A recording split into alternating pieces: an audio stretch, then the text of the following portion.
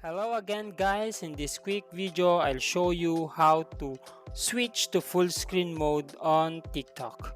But before that, make sure that you are connected to the internet. And once connected, just simply open your TikTok application. Okay, as you can see here, there are lots of videos here that you can watch from this TikTok application. Just scroll down, and if you want to view that video to full screen mode, what you need to do is to save that video.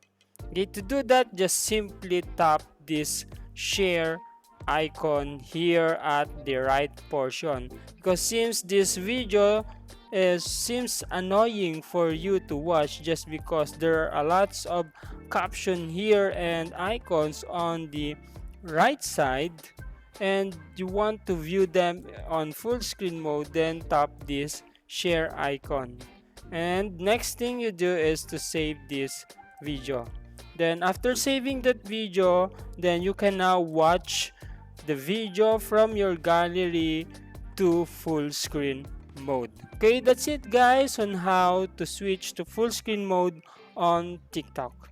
Okay, thank you guys for watching and keep following for more video tips. Thank you guys.